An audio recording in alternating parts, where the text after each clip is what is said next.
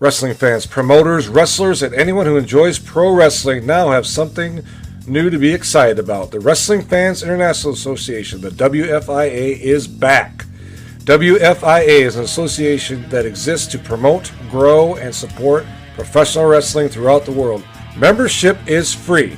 Your membership includes a free digital bi-monthly publication of the Wrestling Fan News newsletter, association updates, voting privileges, and much more. Please go to thewfia.org, that's thewfia.org, and become a member today.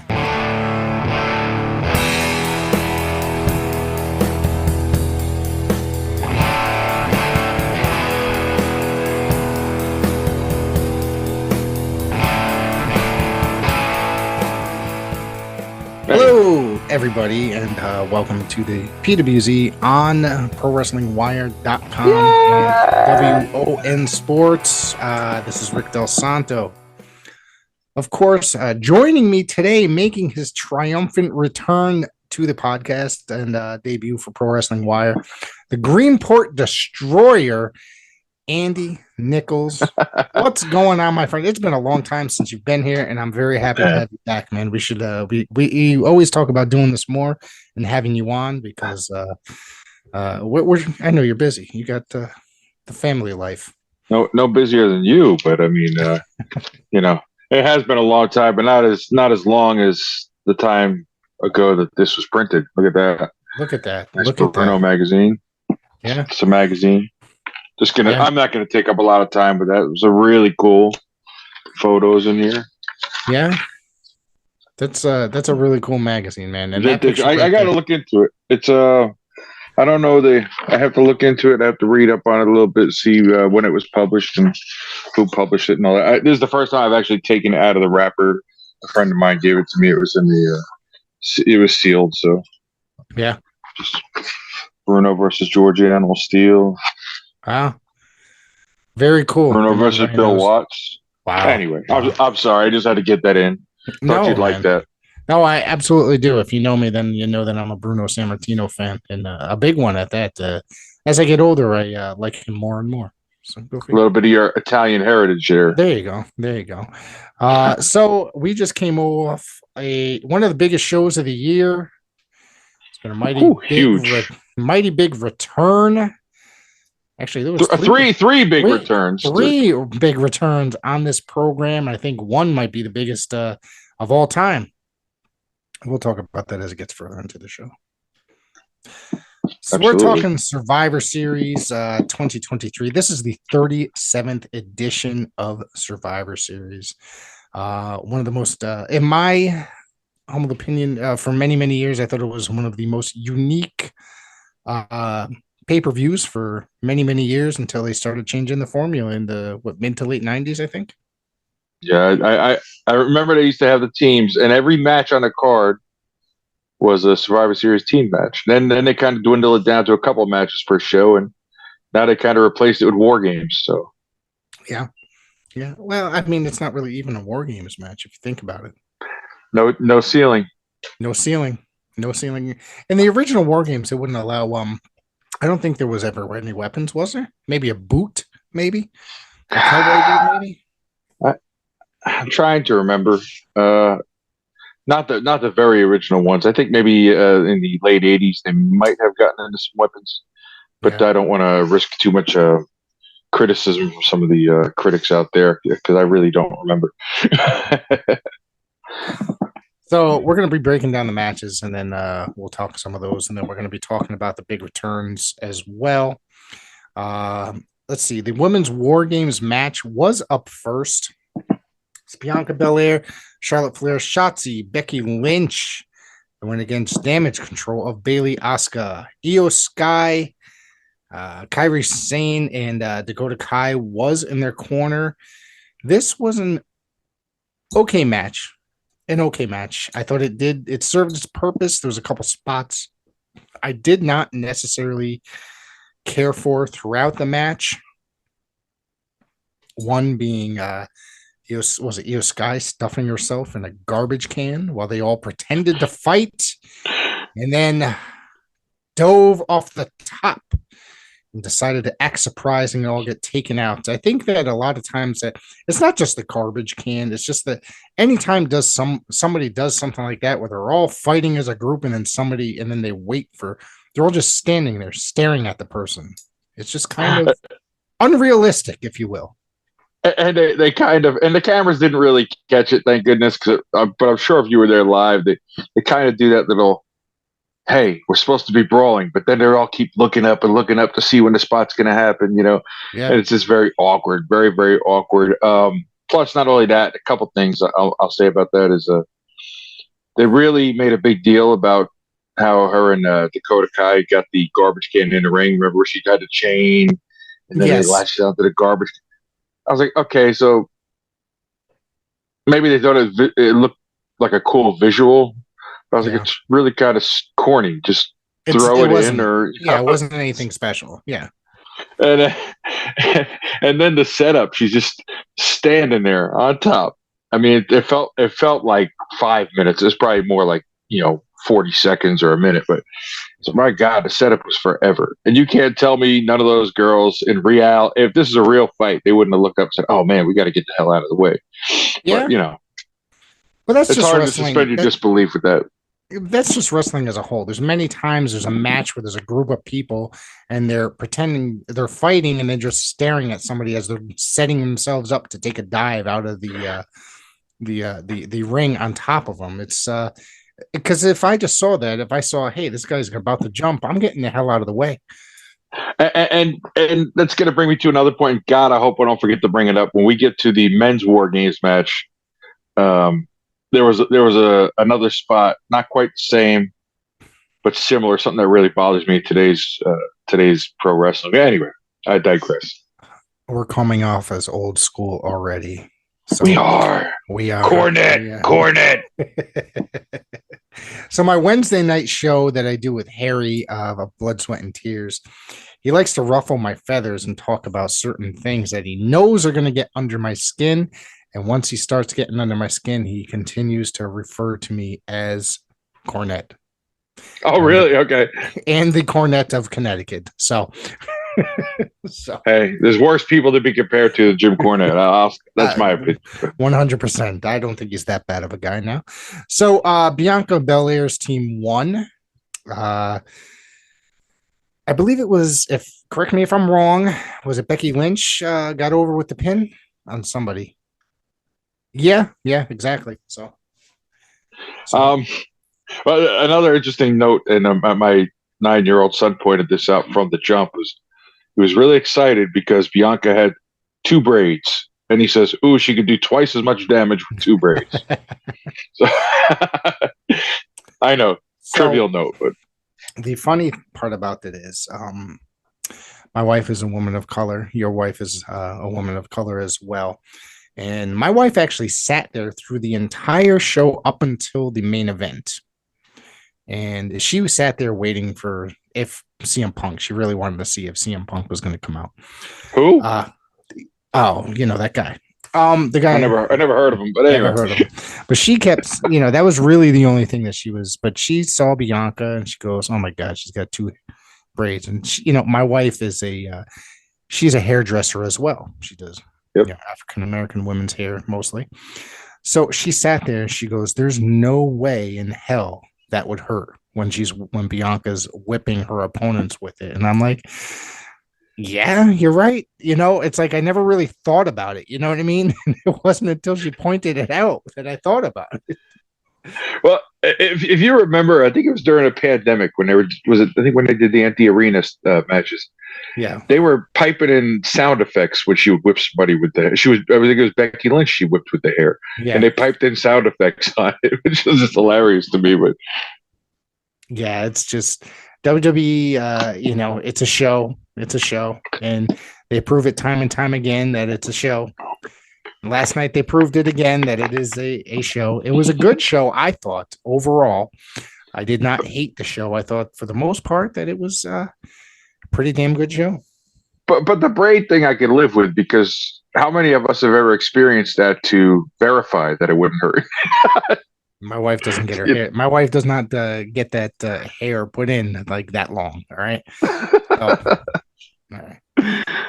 So from one of the other spots that really bothered me in this match is Charlotte's moonsault off the top of the cage as well, which it was another just standing around staring at Charlotte. And it's just time and time again, it just looks crazy and ridiculous. Like they just look dumbfounded all of a sudden when here comes their opponent diving off the cage. Well, that's it. I mean, the cage is so high and it's such a high risk maneuver, legitimate high risk maneuver, because one misstep and you're, you're mush. I mean, but just comparatively speaking, I'll bring up. I remember the snooker splashes on Morocco and Backlund back in the '80s. Right. The way they laid that out, though, instead of a guy standing in the middle of the ring waiting for his opponent to fall, the opponent was down on the mat, semi-conscious, if not unconscious. So Stucker could get up there and make the leap, and it looked believable. Now they set him up so that they can catch them midair as they come down. But they give the illusion that it's an offensive move. It's taken them down, and again, it's very hard to suspend disbelief on moves like that. It is. Yeah, it definitely is. In today's era, it definitely 100%. Let's go no school, Rick. Come on, we're getting, like you said, we're getting a little too old school here. The funny thing is that are you 50 now? Did you reach 50 yet? Or you you never ask a man his age, you know that. But yes, I am. That's a woman. Okay, so I'm just 2 years. Man. I'm just 2 years under you. I just turned 48, and you can definitely tell our age when we talk professional wrestling, especially modern professional wrestling, because a lot of times we'll talk the old school, but both me and you, we haven't stopped watching wrestling in the 40 some odd years that either of us have watched it, really, right?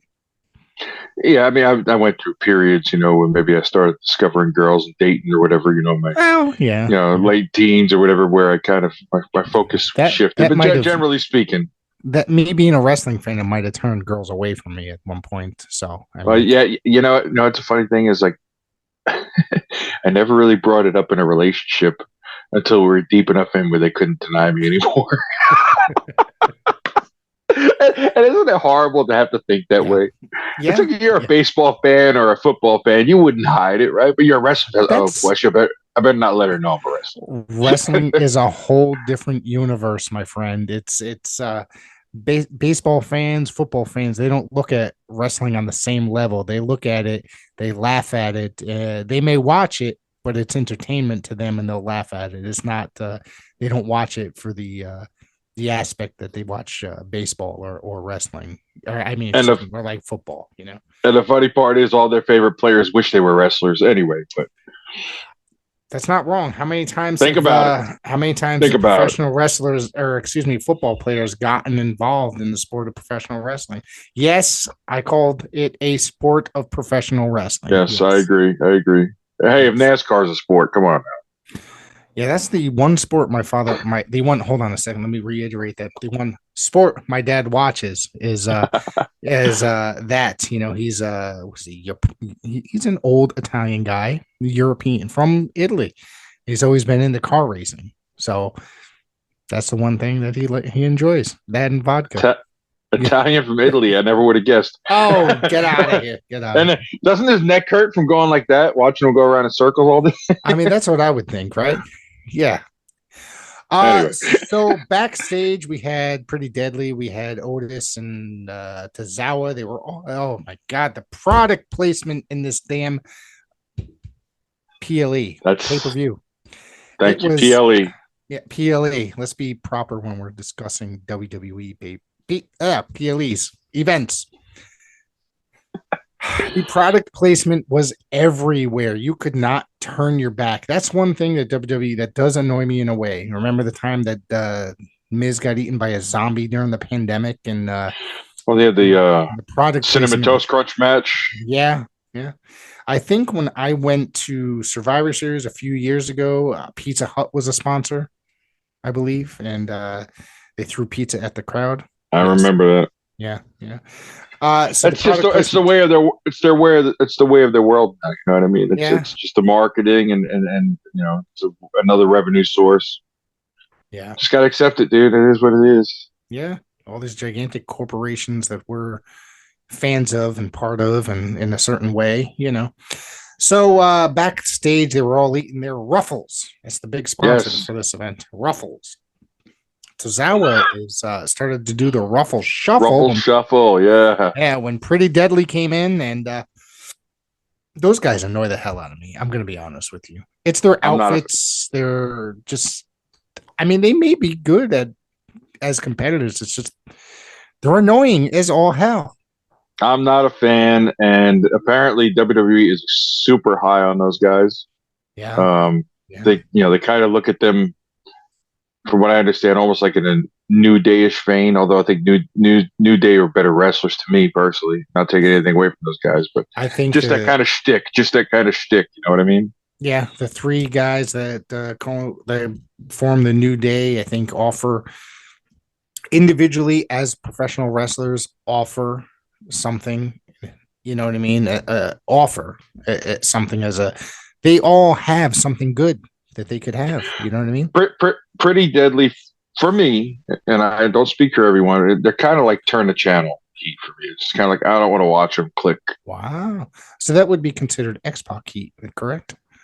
Yeah, which I never got because I never disliked X-Pac. I've always thought Sean Maltman was a fantastic guy. You know what I mean? Lightning Kid. Yeah, the Lightning Kid, exactly. So one question before you give away the big surprise here. Sure. Where was Chad Gable in this segment? That is something that I was confused about as well. I had no idea where the hell he was, and he did not pop out throughout the entire show. So right. We're gonna have to look at that and check out the website at some point if we can figure maybe that we'll out. tweet Brian Alvarez or something. Maybe he can get to the bottom of it. He knows everything. So all of a sudden, the Pretty Deadly are arguing with Otis, and then they take the bowl of chips, and there's chips all over the floor. And while they go to pick it up, I gotta tell you, I popped. I'm not gonna lie.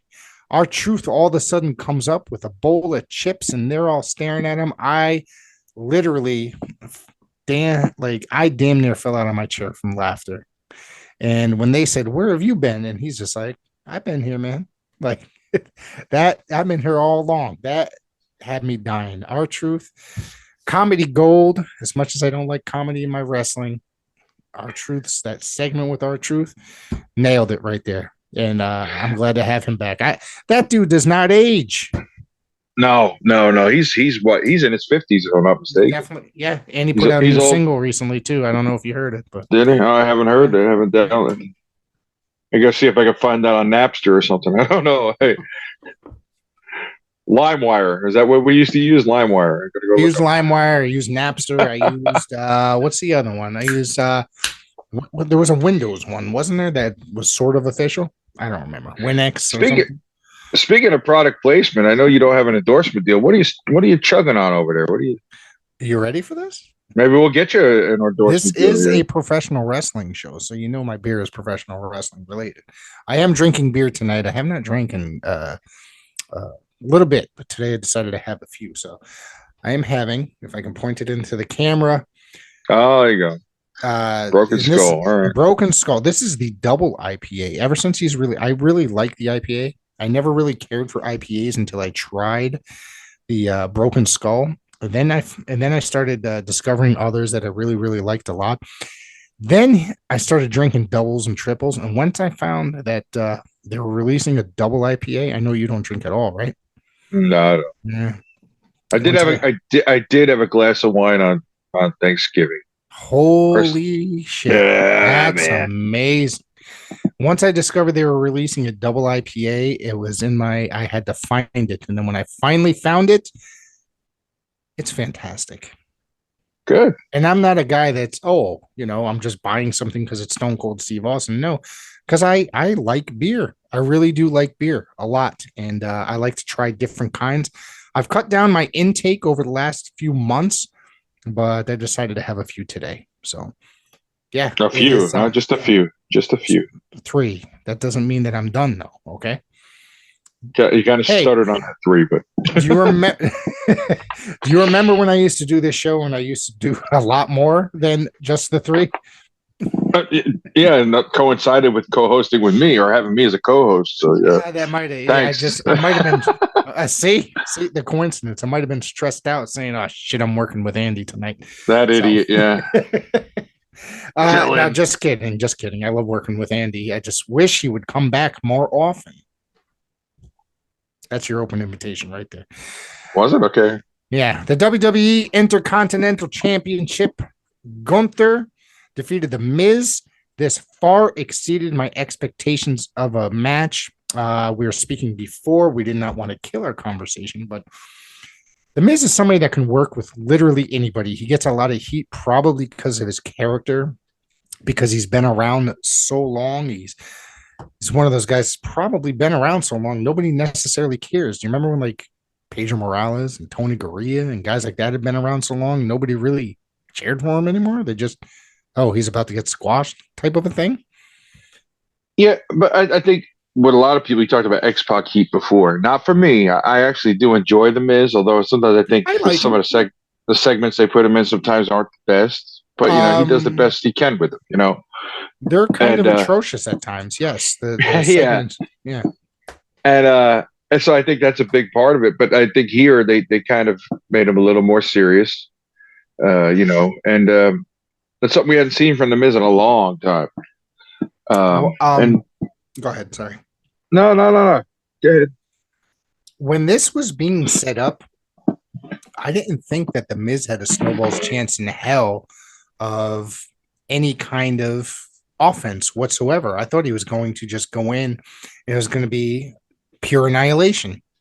Right.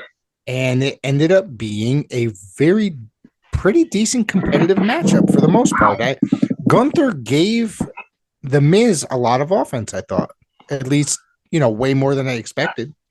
And I'm okay with that. And I'm sure there's probably a segment of the audience that's going to say, oh, man, giving Miz that much offense against Gunther is going to weaken Gunther. I don't think so. Miz is a crafty veteran. You can tell that story. Yeah. He's a multi-time champion. Yeah. So I have no problem with that at all. Did you at one point ever think that the title might have changed hands? Realistically, no. It just wouldn't fit the booking right now. No, there was a time where I thought the referee's hand went down really low, and I was like, I can't believe it type of feeling. And then all of a sudden, his shoulder came up like it was that low. You know what I mean? Right. I couldn't see that happening, but you know what? That's a good match. You know what I mean? It's a really good match when I'm sure you going into the match had no idea that it would be so competitive, as you said. No, I didn't. And then you had that moment where you're like, oh my God, it might happen. Yeah. And that's good booking. That's good storytelling. That's good matchmaking. You know what I mean?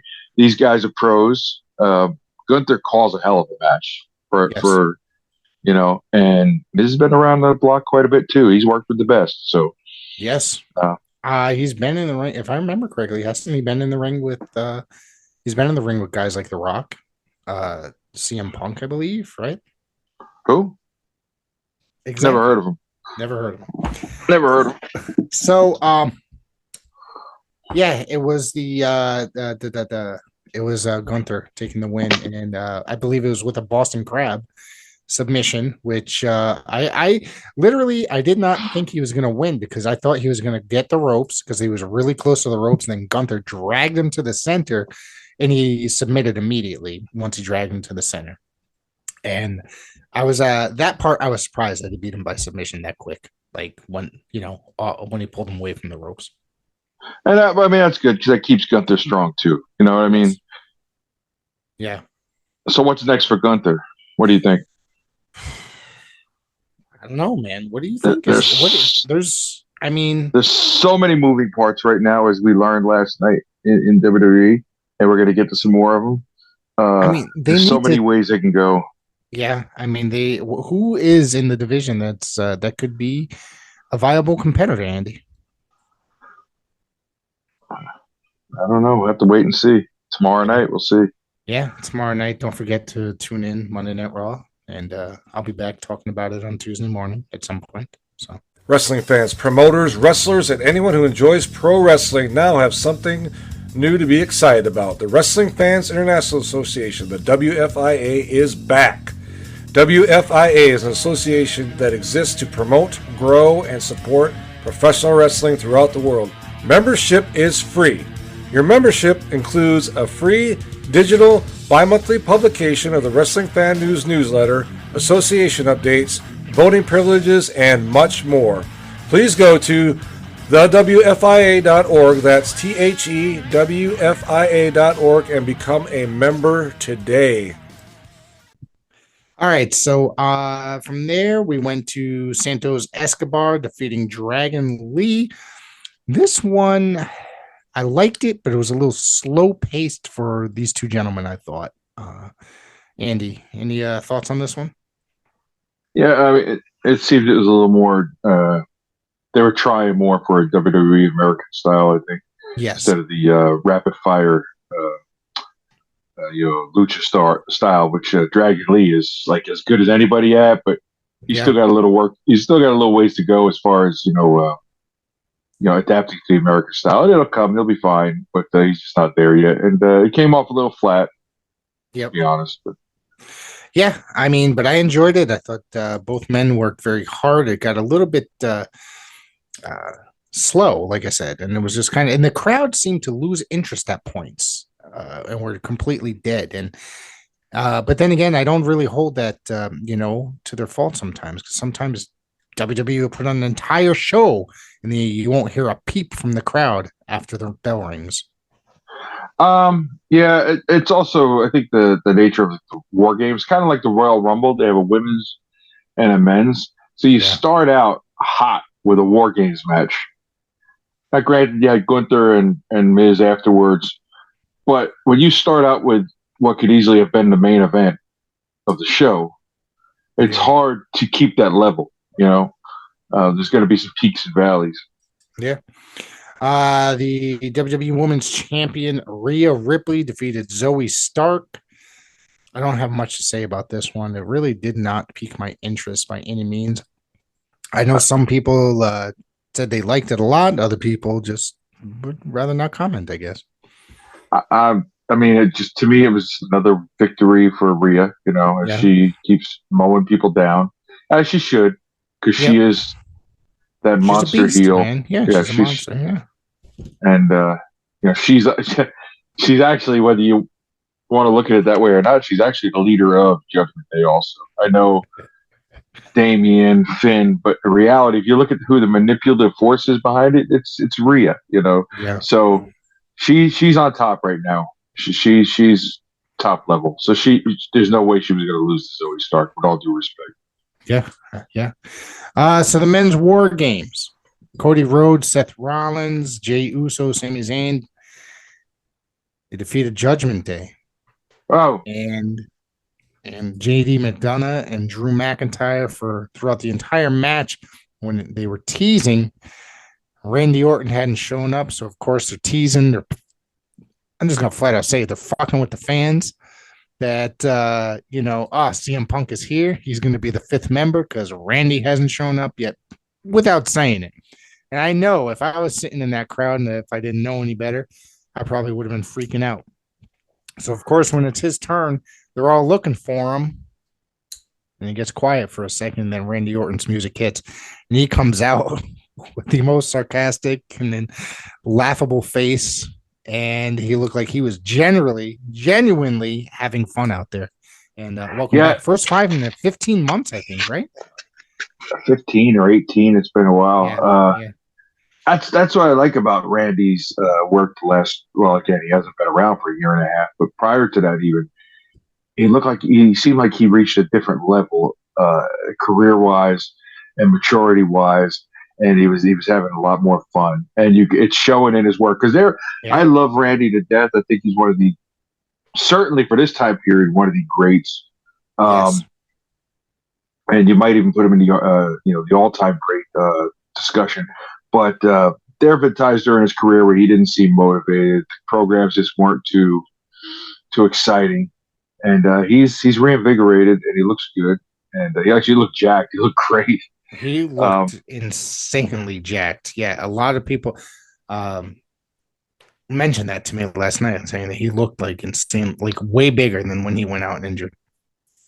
There was something funny. I saw, everybody was posting the photo that Randy's wife, I guess, shared on social media from the stands earlier, or right at the beginning of the War Games match. I guess she posted a photo of the ring, so everybody knew his wife and kids were in the building. And somebody posted something funny like, "Damn, Randy dropped his wife and kids off and then jetted. He's not even there," which is pretty funny because obviously we knew he was going to be there. Nice WWE swerve, and the reason why I say that is because I think you and I talked about this off air earlier. Old school WWE was known for sometimes not giving the fans what they want. Yeah. Triple H's vision is giving the fans what they want, and maybe playing with them a little bit, but not the long. Vince used to like to play at long game. He'd play with them for months, maybe even a year. Well, that was what pro wrestling was. There was the long story. You know what I mean? But at the same time, as time changed, it was the quick story. But Vince was, you don't know what you want. I tell you what you want. And I give you what I want because I know what you want is what I want type of thing. And a lot of the old school mentality, and a lot of our friends would tell you that's the way the business is. It's like the promoter writes the story. Yeah. And, and if the story's written right, the fans will buy into the story and they'll get their payoff in the end. It's funny because Triple H, if you saw the presser afterwards, I'm not going to call it a scrum. I hate that word. The presser afterwards, Triple H made a comment. He says, listen, this is in reference to something else we're going to talk about in a minute. But, hey, we listen to our fans. If they tell us they want something, we're going to do what we can to deliver it, which is a little bit different than his father-in-law was. Absolutely. 100%. So with that being said, well, we won't get there yet, but there's something else that goes along with that story. But speaking of this match, we talk about Orton coming out, and I'll let you talk more in a minute. But earlier I alluded to, we were talking about the ladies match and the setups and how long the setups are for spots and how awkward it looks as a fan. Well, the one that gets me, and they do this in the Royal Rumble every year, and they do it every time there's a run-in. The heels will be beating the crap out of the face. Then the music hits, and the heels stop everything. Dude, if you're a real heel, you're beating the hell out of that guy whether somebody's music hits or not. Right. And that's one thing I do not understand and comprehend in today's pro wrestling is I don't care if that music hits. That gives me more motivation to beat the guy down before the other guy gets in the ring. I would, right? But they don't do that. They all stop and they stare at the entryway like, oh, Because it's a show these days as compared to and when we were a kid. I get that aspect, but that's definitely not a believable thing. No. I thought this was a fun War Games match. I did not hate it by any means. Overall, a great pay-per-view, I thought. And this was just an enjoyable match, There was nothing overly crazy to say that I enjoyed. I just enjoyed it. It was a solid matchup all around. No, I liked. Was it Cody and Sammy? I think did they throw McDonough off the top rope? And yes, yep. And or was it the top of the cage or the top rope? Top of the cage, wasn't it? Yeah. Old man memory. I don't remember. But don't forget, we're getting old. So yeah, and Randy hit him with the RKO, and I thought that was a pretty cool spot. I thought. Yeah. Yeah, it was he hit the RKO off the cage, I think he hit, right? Yeah, that's what I'm saying. When they threw McDonough off the cage and then Randy was sitting and waiting and he hit the RKO and he came down. Yeah. Proof once again he can hit the RKO from any position. Any position. And it's such, it's become the iconic professional wrestling move in this generation. It's transcended pro wrestling. How many TikToks and Insta videos or whatever, snaps have you seen where kids who probably don't even watch wrestling are, throwing Randy Orton memes out there or whatever. Yeah. And then there was another spot that they did where all the faces did kind of a tribute to Randy when they did the little, setup where they had the guy on the ropes and they did a little DDT into the ring. Mm-hmm. Did you see that spot? That was a cool spot, I thought. Yeah. And it's almost like, I hate to use this expression because it's so cliche and everybody uses it now, but it was kind of cool because it was like they were giving Randy his flowers. You know what I mean? Yes. I never really thought I'd see the day that Randy is the legend in the match, which he legitimately is the legend. And when he started coming around, I wasn't convinced, to be honest with you. I wasn't convinced. I was a fan of his father's. I just wasn't convinced. But that time period is weird for me. A lot of people were coming in that I watched their fathers, you know what I mean? And I was a fan of their fathers. Kids can't tie up their shoes, you know what I mean? It's like, over time, Randy has grown on me, and he's one of the best competitors WWE has had in decades. To be honest with you, I went back and I have a whole new appreciation over him in the last couple of years. Yeah, like I told you, there were spots where he wasn't so motivated, or storylines weren't too great. But you know what? You look at his overall body of work, man. He's been doing it a long time, and he's one of the top guys. Yeah.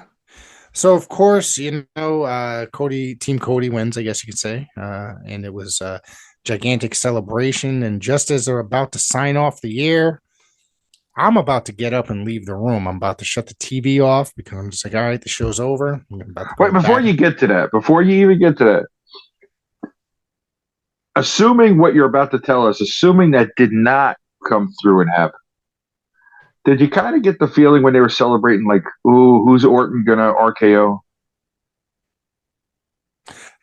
I didn't even think of that, but I kind of got that. Now that you say it, but it would have been, if they did add that, it might have been just a little bit too much. You know what I mean? I'm happy with the way it ended, but I almost got this feeling they were doing the whole Cody Randy love fest, the reunion with Cody and Randy and Cody's friend that he called. And I'm like, ooh, that would be so vintage Randy Orton right now. Right, yeah. We'll drop him and then, have the match at Royal Rumble or something. But again, and they would have to rush that program, though. And they'd have to rush that program. Yeah, they were going a long time, and I was like convinced. I was like, all right, well, they're signing off the air, and I'm about to get up. Next thing you know, Cult of Personality starts blaring through the speakers, and there hasn't been. I mean, that Chicago pop was amazing, to be honest with you. It was amazing. I mean, you remember when Sami Zayn turned on the Bloodline and that damn near tore the roof off the arena? Same thing, if not louder. CM Punk is home. He has returned to WWE, something that we thought we'd never see. Literally, it's been 9 years, but how much of this, and I know me and you talked earlier today, nobody knows the speculation of the details, of his contract. Nobody knew multi-year deal. They're saying multi-year deal, but other than that, I've heard something like 3, but it has not been confirmed. So I heard that they rushed him in at the end of the event through a secret entrance, through an entrance that nobody else was around. They made sure everybody stayed on one side of the building or something like that. They brought him in, and very few people knew. And then the music hit. Man, I'm telling you, I literally jumped out of my seat and said, holy shit, they really went with it. I could not believe it. Am I happy about it? Absolutely, 100%. I think it's awesome that it happened. What do you think?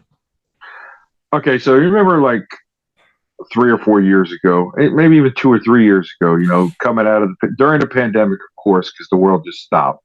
Yeah. But even coming out of the pandemic, we were like, oh, everything's so stale. WWE's got no new characters. Everybody's stale. Right. Now look with it. Now, now you fast forward. Sammy, Jey Uso, Cody Rhodes. Think about it. Sammy was on fire during the pandemic as his heel run. He had just turned heel, I think, and he was doing that thing where he looked like Noriega in the fucking military outfit, Yeah, but then once he turned face, once he started doing the promos, the goofy promos, like the fans. But anyway, there's so much now. All of a sudden, it went from Roman's got no challenges. Oh, it's a one-man show. Oh, it's so boring. Now all these guys they're hitting on all cylinders right now. I'll be honest with you. As much as I want to like him a lot, I'm not sold on Jey Uso as a main eventer. I thought when he was working Roman Reigns, it was a natural fit. He was a main eventer in that series early on. But if he's not working Roman or he's not working against the Bloodline, I don't see him as a main eventer. Like I felt he was kind of like a square peg on that team last night. Yeah. I'm not convinced about them as like a single. I'm not convinced on him as a singles either. That's what I'm saying. That's what I'm saying. But as far as Punk, I mean, let's get into that a little bit. So you heard all the rumors all week that WWE's been in talks with Punks. Oh, WWE higher up say there's no way he's ever coming back. Like they played every angle possible, and you can't tell me that they're not putting that stuff out there. And I think it's genius. I think it's genius because kayfabe is dead as we grew up with it. Yeah. But this is the way to bring it back to life. Because now all of a sudden, well, you read it on the internet, it's got to be true, right? CM Punk, he's a cancer. Nobody wants him around, right? People are pissed off that he's coming back, right? If he comes back, Triple H will never let it happen. No way. Man, money talks. And let me tell you something. I wasn't in the locker room. You weren't. I just think the AEW situation was AEW, the inmates run the asylum, okay? For the most part. Can I say something about this? Yeah. A lot of people. So I read, and I'm not going to say who it was from, okay, because it was a friend of mine that posted something online, and they said something about gives a certain amount of time before he pisses somebody off, type of thing. And I'm just like, you know what? It's not. My personal opinion is that he could piss somebody off, but he's in an actual professional environment. Okay. Right. AEW is run by a child or sorry, maybe I shouldn't have said that. He is run by a guy that wants to run a wrestling show, but does not know how to run a wrestling promotion. Okay. He does not know how to be a boss either. WWE is where the professionals go. It's the largest company in the world for our sport. If CM Punk, like he did in the past, does not like it, he will just leave, just like he did. Not many people will be affected by it other than himself. Am I wrong? And, love it or hate it, WWE has built a culture where the brand is bigger than the star. 100%. CM Punk might be the only guy who could potentially challenge that to a degree. Yes. In today's wrestling world. But at the end of the day, if he walks out that door, they still have a roster chock full of talent. It's not going to, look at AEW. Look how crippling it was to them when he walked out the door. I think ratings, visibility. The ratings are automatically going to skyrocket on Monday night because he has already been announced for Monday Night Raw that he will be making his appearance Monday Night Raw. CM Punk is a star. He will come in there, and now people are saying, who the hell is going to challenge Roman? Well, now we have CM Punk. Is he going? He might be the only one that could take that belt off of Roman. Well, yeah, it could be. I mean, possibly, I got my possibly. I'm not saying right away. Right. I mean, I've got my idea of where that's all going, as far as Roman and the title reign, but plans change all the time. But that being said, you could do a million things with Punk right now. You're going to go Punk Seth Rollins off the bat. That's going to be the first right off the bat. Now, of course, they said that he was flipping out. Now I understand. Now I'm going to get into that. So, of course, there was the video surfaced of Seth. Thank you. Flipping out, flipping the bird, freaking out. Now, of course, they had a couple back and forths online, yada, yada, yada.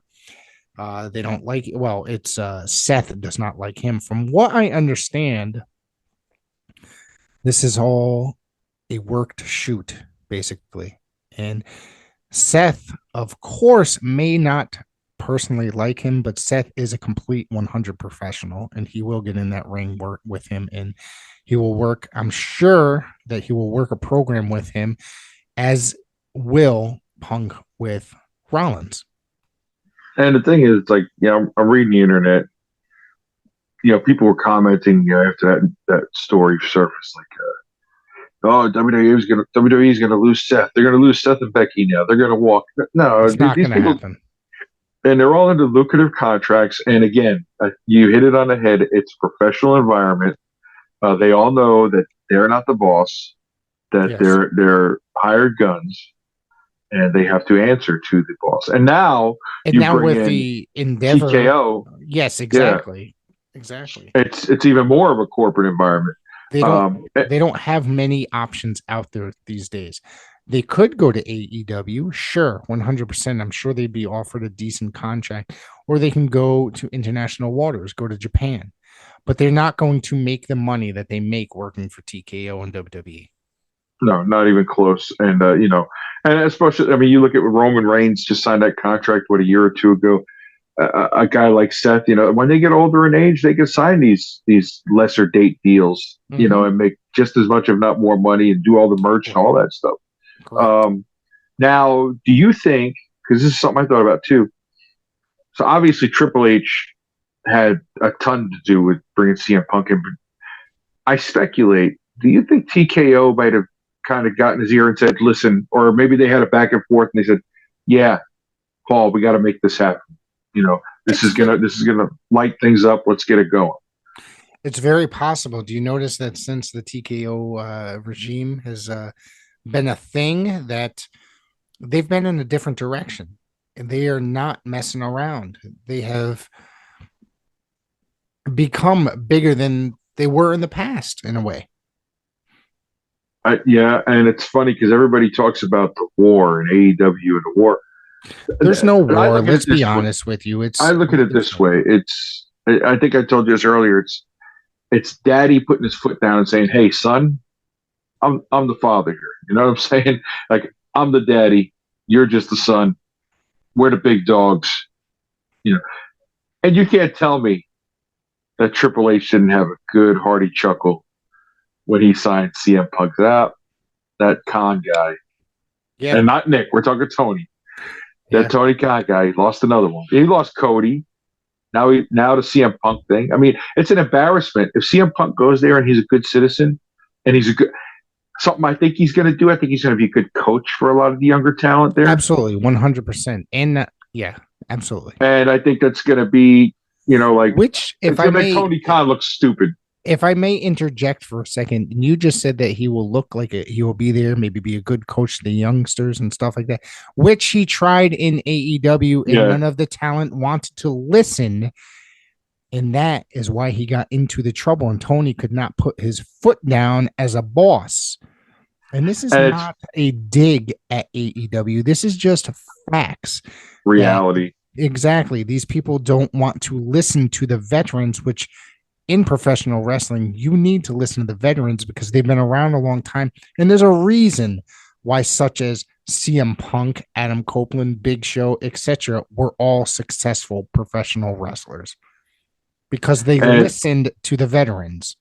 And it's funny because for every bad report you heard about CM Punk, you'd always see, I can't remember, but you said Ricky Starks and all these other people posting selfies with CM Punk saying, "Thank you for helping us out." FTR, some of the women. Some of the, absolutely. It's amazing. But then again, if you look at it, anytime something happens, it's always the bad that outshines the good, even though the good might be the facts. You know what I'm saying? It's when people talk bad about people, that's what people remember. They want the drama. And I don't want to turn this into the Cult of Cornette podcast, which I listen to religiously, but it is kind of obvious who some of the spinners were on those stories, who was putting stuff out there, and who wanted them gone. Yeah. But again, AEW's lost, WWE's gained. Punk knows what he's getting into. He knows it's a controlled environment. He knows it's a different environment as well than AEW, and he realized, hey, these are professionals over here. That's where I'm going, and they're going to offer me a hefty damn paycheck. I'm telling you that, which they did. And I know he's, all of a sudden now you have another main eventer on the roster, but I wouldn't be surprised to see him going and hanging out in NXT a little bit once in a while, making an appearance, helping those kids out. Wouldn't be surprised. Wouldn't be surprised at all if he got some sort of position like that. Well, Andy, do you have anything else that you want to offer tonight? Well, the other story coming out of the Punk thing was Drew McIntyre. Oh, correct. We Let's didn't get touch into on that that real one. quick. Yeah, let's get into that before we get out of here. Drew apparently left in his tights, grabbed a hoodie and left, slammed his locker.